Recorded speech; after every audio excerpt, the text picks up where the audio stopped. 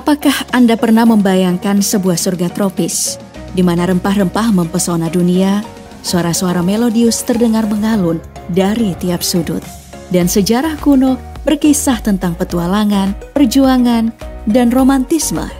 Mari menjelajahi bersama, temukan rahasia yang tersembunyi di balik keindahan Maluku.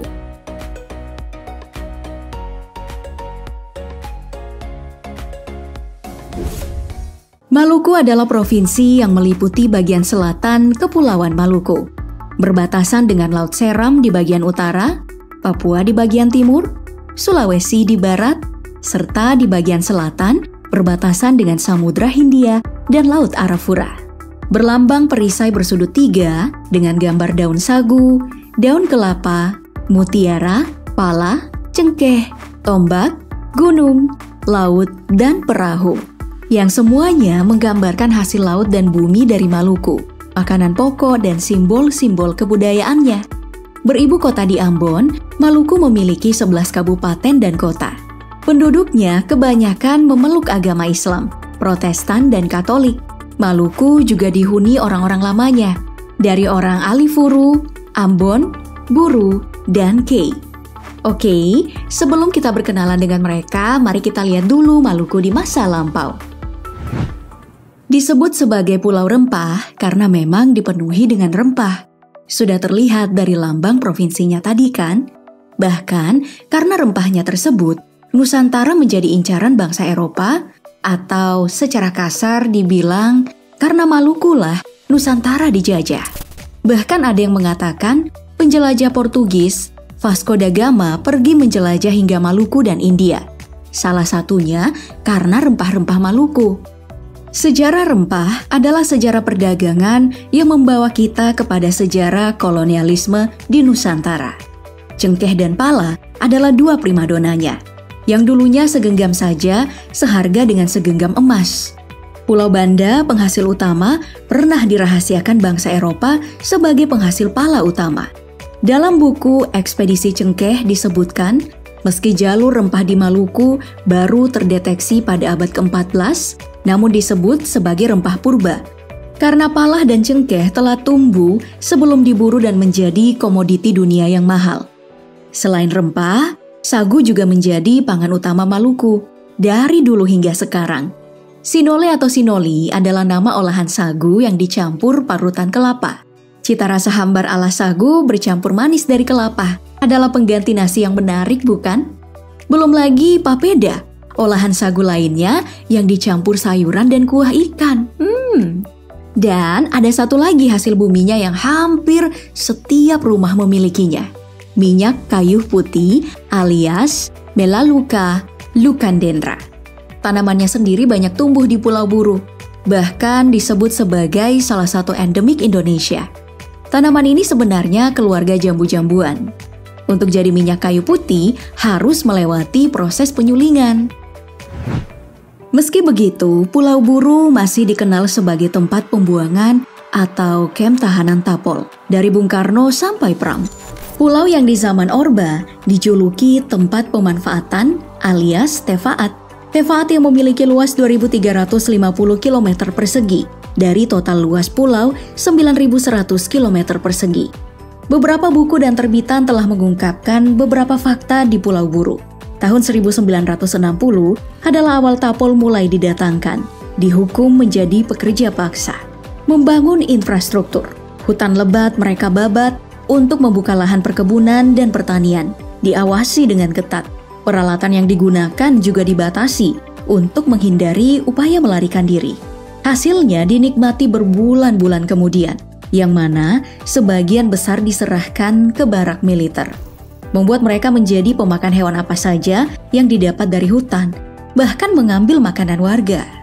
Itulah mengapa warga menganggap mereka ini sebagai ancaman. Konflik pun tak terelakkan. Belum lagi hukuman dari militer jika Tapol dicurigai membangkang atau nggak becus bekerja. Yang lebih naas, banyak di antara mereka ini adalah korban salah tangkap. Untuk Bung Karno, selain diburu, ia juga pernah menjalani hukuman pengasingan di Banda Neira, yang rumah pengasingan tersebut telah menjadi museum dan wisata budaya. Banda Neira sendiri adalah salah satu gugusan Kepulauan Banda yang topografinya datar, makanya cocok dibanguni kota kecil, tapi kaya akan hasil bumi. Masuk ke pulau ini seperti masuk ke era kolonial. Banyak benteng-benteng Belanda yang masih utuh. Benteng Belgika yang bentuknya seperti pentagon, dan ada benteng Nassau yang baru-baru aja dipugar. Saking istimewanya pulau ini sampai diabadikan di pecahan uang Rp1.000. Oh iya, soal pala tadi, Banda Neira dulunya menjadi satu-satunya penghasil rempah tersebut loh, hingga bibitnya dibawa oleh Belanda dan menyebarlah pala di mana-mana. Sedangkan lautnya adalah surga bawah laut yang dihuni ribuan biota laut. Keragaman hayati dengan air yang bersih membuat lumba-lumba betah bermain-main di lautnya. Hiu mulut palu pun masih nampak berenang damai. Dan dijaga gunung api yang masih mengeluarkan uap panas. Tapi jadi trek favorit para pendaki. Satu lagi nih, Aru yang beribu kota di Dobo adalah kepulauan yang tiap gugusannya terbentuk dari karst yang berkembang dari satu gamping. Yang diperkirakan mulai terbentuk sejak masa Miosen, di mana gua-gua karst ini fungsinya menjadi tempat cadangan air serupa tandon, memiliki nilai historis spiritual bagi masyarakat lokal, jadi tempat walet berkembang biak, dan menjadi akses dari satu kampung ke kampung lain. Uniknya, meski secara administratif masuk dalam Provinsi Maluku, namun wilayah Aru merupakan bagian dari ekologi Papua karena berbatasan langsung dengan Australia dan Papua serta Laut Arafuru. Hutan Aru adalah tempat berdiamnya satwa liar dan beragam tanaman. 4 jenis cendrawasih bahkan berada di sini, meski terancam hilang oleh industri perkebunan teh. Sedangkan lautnya yang kaya khas perairan Arafuru juga pernah terancam oleh perburuan hiu besar-besaran. Padahal orang-orangnya menjaga alam sebagai bagian dari ritual sejak lama. Lalu ada Kei, kepulauan yang juga dipenuhi rempah, laut yang kaya, dan dihuni ras Melanesia.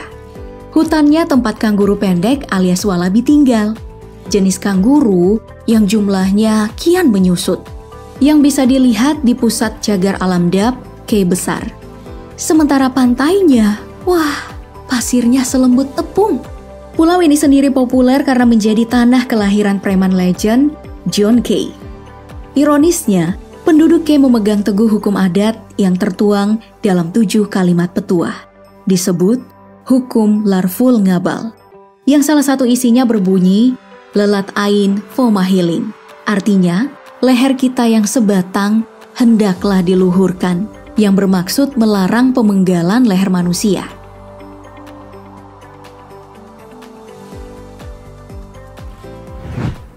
Oke, ini saatnya berarti kita berkenalan dengan orang-orangnya. Awalnya orang-orang Maluku berdarah Melanesia.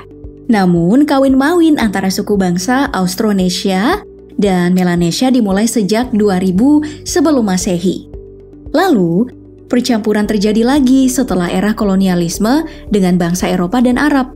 Tapi, ciri-ciri Melanesia masih kental terlihat di Kepulauan Kei, Aru, Seram, dan pedalaman Buru. Suku-suku tua yang ada di Seram diantaranya Alune dan Wemale. Mereka ini digolongkan sebagai suku Alifuru.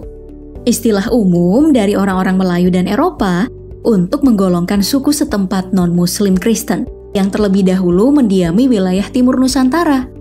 Mereka masih menjalani praktek tuanya, seperti hidup dari hasil hutan dengan berpakaian dari serat kulit, memakan sagu, mempraktekkan penanaman berpindah, dan mempercayai roh-roh alam sebagai yang suci.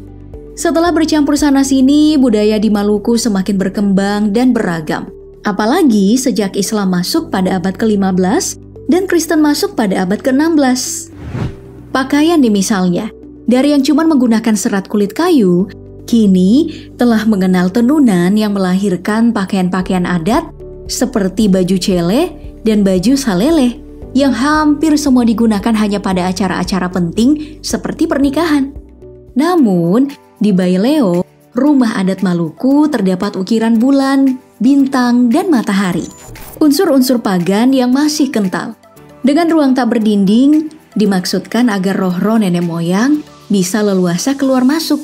Model panggungnya sendiri bermaksud menggambarkan bahwa ruh-ruh alam lebih tinggi dari manusia.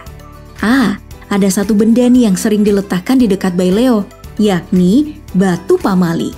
Batu alas yang merepresentasikan kehadiran roh nenek moyang di sekitar mereka. Namun di masa modern ini, salah satu budaya Maluku yang bagus ditiru adalah makan besar bersama yang disebut dengan makan pakita, di mana semua makanan disajikan di atas daun pisang lalu diletakkan di lantai atau tanah untuk disantap bersama. Tapi, orang Maluku sejak dulu dikenal arif dalam mengelola sumber daya alamnya.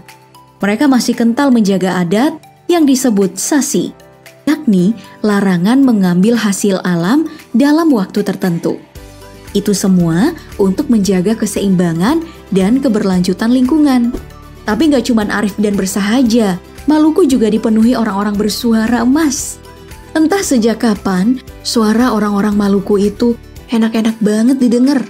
Sejak dulu, lagu-lagu dari Maluku udah banyak berkeliaran di YouTube dan dijadikan lagu latar joget-joget di TikTok. Kamu pasti udah hafal dengan lagu Kasih Slow kan? Namun secara tradisional, kita mengenal alat musik tifa yang juga dipakai oleh beberapa orang Papua. Gendang kayu yang lubang bagian tengahnya. Ada juga tahuri, terompet dari cangkang kerang besar. Untuk musik, biasanya dimainkan untuk mengiringi tari-tarian mereka, yang tidak jauh-jauh menggambarkan tentang hasil bumi dan panen. Seperti tari pukul sagu dan tari pete cengkeh. Ada juga tarian perang, cakalele yang pernah memberikan kejutan kepada Pak SBY. Oke, tari pete cengkeh ini akan menjadi penutup perjalanan kita. Terima kasih udah berjalan-jalan bersama beta kali ini ya. Berjumpa lagi Katong di wilayah lain. Dan beri kesan pesanmu di kolom komentar ya.